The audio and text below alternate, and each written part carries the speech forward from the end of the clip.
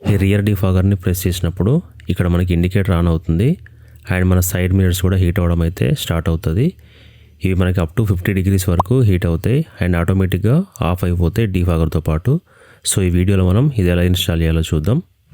ఇది వచ్చేసి మన హీటింగ్ మిర్రర్. ఇది మనకి బ్లైండ్ స్పాట్ మానిటరింగ్ కిట్లో అయితే వచ్చింది, సపరేట్గా మనం పర్చేస్ చేయలేదు. ఈవెన్ మీరు ఈ కిట్ పర్చేస్ చేయకున్నా కూడా మనం హీటింగ్ మిర్రర్స్ అయితే ఎనేబుల్ చేసుకోవచ్చు. అది వీడియో చివరిలో అయితే చూపించాను నేను. ఇక్కడ మనం జస్ట్ పాజిటివ్ అండ్ నెగిటివ్ అయితే ప్రొవైడ్ చేయాలి. సో ఫస్ట్ అయితే మనం మిర్రర్ ని ఓపెన్ చేసుకుందాం. వన్స్ మనం మిర్రర్ ఓపెన్ చేశాక పాజిటివ్ అండ్ గ్రౌండ్ ని మిర్రర్ కి కనెక్ట్ చేసుకోవాల్సి ఉంటుంది. సో 2 వైర్స్ మనం రౌట్ చేసుకుంటే సరిపోతుంది. అండ్ మనం డిఫరెంట్ రెయిన్ ప్రూఫ్ కవర్స్ అయితే ట్రై చేసినాం సైడ్ మిర్రర్స్ కి. ఇవి మన ఛానల్లో వీడియో కూడా ఉంది. సో ఏవి కూడా మనకి 15 days కంటే ఎక్కువ అయితే వర్క్ అవ్వలేదు. అందుకే మనం హీటింగ్ మిర్రర్స్ అయితే ఇన్స్టాల్ చేస్తున్నాం. సో ఇక్కడ మనం మిర్రర్ ని కంప్లీట్ గా రిమూవ్ చేసుకున్నాం. అండ్ నెక్స్ట్ మనం వైరింగ్ అయితే చూద్దాం. అండ్ ఈ మిర్రర్ని కార్ నుంచి ఎలా రిమూవ్ చేయాలో మన బ్లైండ్ స్పాట్ వీడియోలో అయితే ఉంటుంది, చెక్ చేయండి. సో ఈ వైర్ని మనం ఇక్కడ లోపల నుంచి అయితే తీసుకోవాల్సి ఉంటుంది. అండ్ ఈ వైర్ని మనం బయట నుంచి రౌట్ చేసుకోవద్దు, ఎందుకంటే మిర్రర్ మూవింగ్ పార్ట్ కాబట్టి ఈ వైర్ డ్యామేజ్ అయ్యే ఛాన్స్ ఉంటుంది.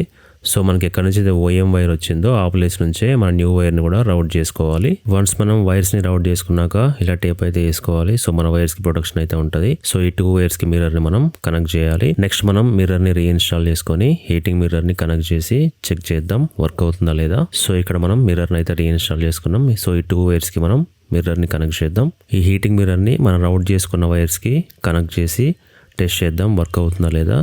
సో ఇక్కడ మనకి టెంపరేచర్ అయితే ఇంక్రీజ్ అవుతుంది. సో నెక్స్ట్ మనం కార్ వైరింగ్ అయితే చూద్దాం. మిర్రర్ని అయితే ఇన్స్టాల్ చేసుకున్నాం మనం. సో ఇక్కడ మనకు పాజిటివ్ అండ్ గ్రౌండ్ వైర్ అయితే కనెక్ట్ చేసుకోవాలి. సో ఫస్ట్ అయితే మనం గ్రౌండ్ వైర్ని కనెక్ట్ చేద్దాం. ఈ ఎక్స్ట్రా ఉన్న గ్రౌండ్ వైర్ని కట్ చేసుకొని టింబల్ ఇన్స్టాల్ చేసుకోవాలి. సో నెక్స్ట్ మనం ఈ గ్రౌండ్ వైర్ని చాసిస్కి అయితే కనెక్ట్ చేయాలి.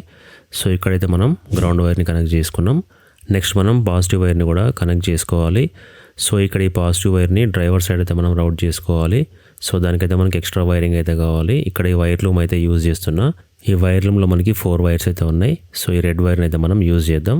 ఈ రెడ్ వైర్ని మనం కనెక్ట్ చేసుకొని డ్రైవర్ సైడ్ అయితే రౌట్ చేసుకోవాలి. అండ్ ఎప్పుడు మీరు ఎలక్ట్రికల్ మోడిఫికేషన్ చేసినా ఇట్లా వైర్స్ని కనెక్ట్ చేసినా స్ట్రింగ్ ట్యూబ్స్ అయితే యూజ్ చేయాలి. అట్లీస్ట్ మనం ఎలక్ట్రికల్ టేప్ అయినా యూజ్ చేయాలి, లేదంటే షార్ట్ సర్క్యూట్ అయ్యే ఛాన్స్ ఉంటుంది. సో ఇది వచ్చేసి మన రైట్ సైడ్ మిర్రర్, ఇది వచ్చేసి లెఫ్ట్ సైడ్. సో దీనికి మనం పవర్ అయితే సప్లై చేయాలి. ఈ వైర్కి మనం ఫ్యూజ్ నుంచి పవర్ సప్లై చేస్తే మనకి హీటింగ్ ఫంక్షన్ అయితే వర్క్ అవుతుంది. ఇక్కడ మనం ఒక స్విచ్ ఇన్స్టాల్ చేసుకుంటే సరిపోతుంది, బట్ మనం మాన్యువల్గా అయితే ఆన్ ఆఫ్ చేసుకోవాల్సి ఉంటుంది. అందుకే మనం ఎటువంటి ఎక్స్ట్రా స్విచ్ యూజ్ చేయకుండా ఆల్రెడీ కార్లో ఉన్న రియర్ డిఫాగర్కే ఈ కనెక్షన్ అయితే ఇస్తున్నాం. సో దానికోసం మనం ఒక రిలే అయితే యూజ్ చేస్తున్నాం.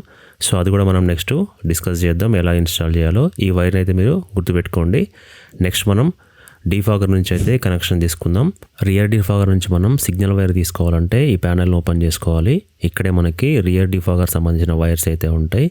అండ్ మనం ఇక్కడ నుంచి మెయిన్ పవర్ అయితే తీసుకోవట్లేదు, జస్ట్ సిగ్నల్ వైర్ అయితే మనం తీసుకుంటున్నాం. సో ఇక్కడ చూడండి, ఎప్పుడైతే మనం డిఫాగర్ బటన్ ప్రెస్ చేస్తామో ఇక్కడ మనకి 11 volts అయితే వస్తుంది. అండ్ ఆఫ్ చేసినప్పుడు ఆఫ్ అయిపోతుంది. సో ఇక్కడ నుంచి మనం సిగ్నల్ వైర్ తీసుకోవాలి.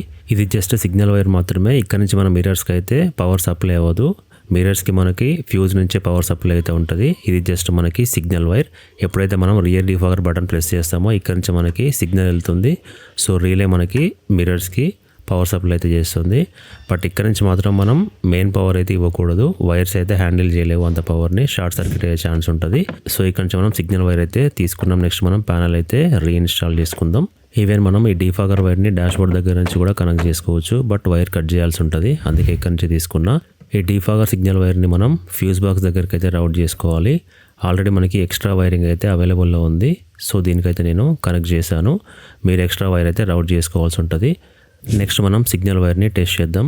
ఇక్కడ రియర్ డిఫాగర్ బటన్ ప్రెస్ చేసినప్పుడు పవర్ అయితే రావాలి. అండ్ బటన్ ఆఫ్ చేసినప్పుడు పవర్ సప్లై అయితే ఆగిపోవాలి. ఇది ప్రాపర్గానే వర్క్ అవుతుంది.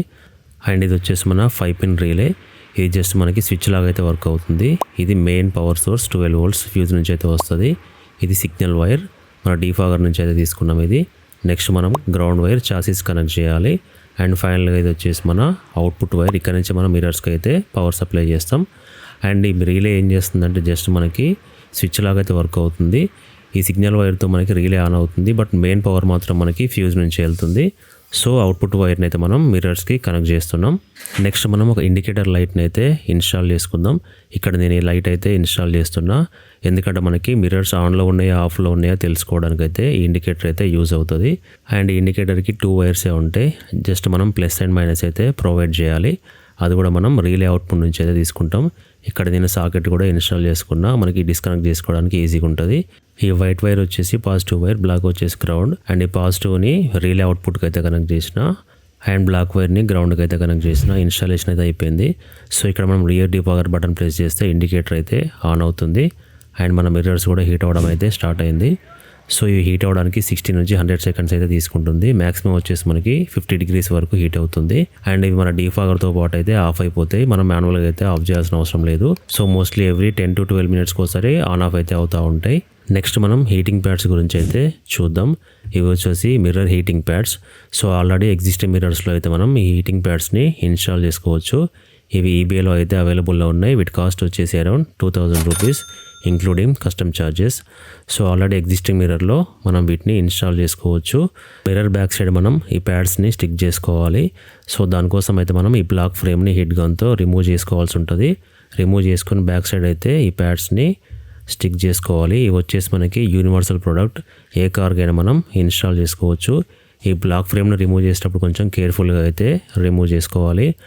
అండ్ ఈ ప్రొడక్ట్స్ అయితే నేను రియల్ టైంలో టెస్ట్ చేయలేదు, ఒక షార్ట్ వీడియో అయితే అప్లోడ్ చేస్తాను ఇవి ఎలా వర్క్ అవుతున్నాయి అనేది. ఈ ప్రోడక్ట్ యూస్ఫుల్లా కాదా అనేది కామెంట్ సెక్షన్లో అయితే మెన్షన్ చేయండి. వీడియో నచ్చితే లైక్ చేసి సబ్స్క్రైబ్ చేసుకోండి. Thank you for watching.